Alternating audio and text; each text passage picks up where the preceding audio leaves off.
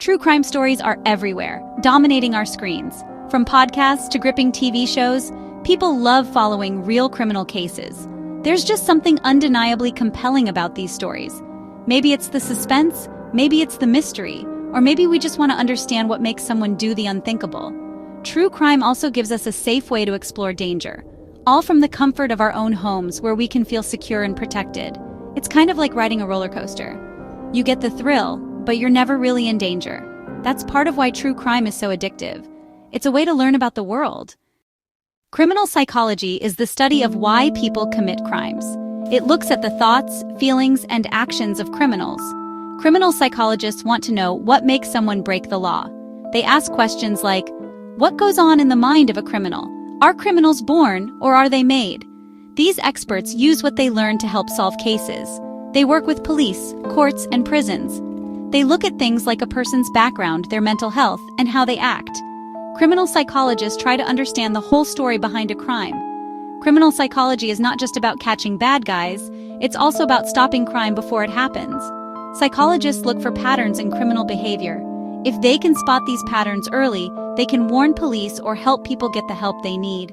This field is important because it helps keep us all safer.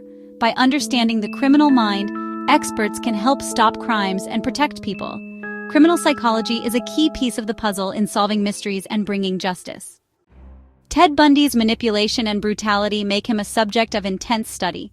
The Unabomber, Ted Kaczynski, targeted those he believed were destroying the natural world. John Wayne Gacy, known as Pogo the Clown, hid his terrible crimes behind a cheerful facade.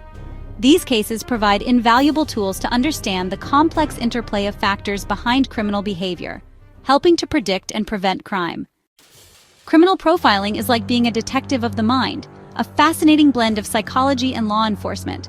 It's about getting inside the head of a criminal, understanding their motives, and predicting their next move. Profilers meticulously study crime scenes, analyzing every detail no matter how small or seemingly insignificant. They examine evidence, from fingerprints to fibers, each piece a potential breadcrumb leading to the perpetrator. And they carefully review witness reports, piecing together the puzzle of what happened and who might be responsible. They try to figure out what kind of person committed the crime, delving into the psychology and potential background of the unknown offender. This detailed profile helps police narrow down their search for suspects, focusing their resources on those who fit the psychological and behavioral mold. Profilers look at patterns in how crimes are done, searching for connections and similarities that might link seemingly unrelated cases. They ask, was the crime planned or random? Was it a calculated act or a spur-of-the-moment decision? Did the person leave anything behind? Any trace evidence, any personal items, anything that could provide a clue? These clues can reveal details about the criminal's age, providing a demographic starting point for the investigation. Job, offering insights into their daily routine and potential access to victims. Or even habits, revealing their lifestyle and potential vulnerabilities. For example, in the case of the BTK killer, Dennis Rader, profilers noticed he liked to taunt police, sending letters and clues that showcased his ego. This told them he was organized and confident, a meticulous planner who enjoyed the attention he garnered. Sometimes profiling can even help prevent more crimes by identifying potential hotspots and at-risk individuals. If police know what type of person they are looking for, if they have a clear picture of the suspect's likely characteristics, they can warn the public and set traps, increasing the chances of apprehension and preventing further harm. In the case of the Green River killer, profilers helped police focus on suspects, significantly narrowing the field of potential perpetrators, who lived near the river and had certain job patterns, specifically those that allowed them access to the victims without raising suspicion. Criminal profiling is not always perfect. It's a tool, not a crystal ball, and it's subject to human error and biases. But when used with other clues, with solid evidence and diligent investigation, it can be powerful, providing valuable insights that might otherwise be missed. It helps police catch criminals faster, bringing justice to victims and closure to their families, and can stop them before they strike again, preventing future tragedies and protecting communities from harm. People commit crimes for many reasons. Some want money or power, while others act out of anger or revenge. Sometimes people break the law because they are desperate or scared. Not every criminal thinks the same way, you know. Some crimes are carefully planned, while others just happen in the heat of the moment. Greed, jealousy, and even boredom can play a part. Some people get swept up in a group and end up doing things they normally wouldn't. For others, mental illness or addiction can be a trigger. Sometimes people honestly believe they have no other choice. They may feel trapped by their life situation. Others might not even understand the harm they are causing. Criminal psychologists study all these reasons to find patterns. Knowing why someone commits a crime is really important. It can help police solve cases and help experts stop crimes before they start. Understanding motives is a big part of criminal psychology. A person's childhood can have a big impact on whether they become a criminal.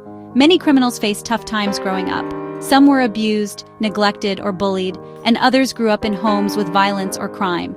This can really shape how a person sees the world. Children who don't feel safe or loved may struggle to trust others, and they might have trouble controlling their anger or emotions. Sometimes they learn to solve problems with violence. Criminal psychologists often find these patterns in the backgrounds of offenders. Environment is important too. Growing up in a poor or crime-filled neighborhood can make crime seem normal. If a child sees adults breaking the law, they might think it's okay. Lack of support, bad friends, or not enough schooling can also play a role. But not everyone with a tough childhood becomes a criminal. Support, love, and good role models can help people make better choices. Criminal psychologists work to find ways to help at-risk kids before they turn to crime. Criminal psychologists and police often work side by side. Psychologists help police understand how criminals think and act. This can solve cases faster and keep communities safer. They might help interview suspects looking for signs of guilt or innocence. Psychologists can also teach police how to spot lies or threats, and they train officers to deal with people who have mental illnesses or trauma. In some cases, psychologists work with victims too. They help them recover and give advice to police on how to talk with them. Their insights can make a big difference in how cases are handled. Criminal psychologists also help in court. They might explain to a judge why someone acted a certain way, and their expert opinions can change the outcome of a trial. Working together, police and psychologists make a really strong team. Studying criminal psychology is important for everyone. It helps us protect our families and neighborhoods. By learning how criminals think, we can spot warning signs and prevent crimes. Criminal psychology doesn't just help catch criminals. It helps us understand why crimes happen. This means we can work to fix the problems that lead people to break the law in the first place. Better understanding can lead to better laws, support programs, and safer communities. It also helps give fair trials. By knowing what drives someone to commit a crime, courts can decide on the best punishment or help. Sometimes people need treatment, not just jail. True crime will always fascinate us, but by looking deeper, we learn more than just stories. We learn how to make the world a safer, kinder place for everyone. If you found this video insightful, please like, subscribe, and share it with your friends. Stay curious, stay safe, and keep learning.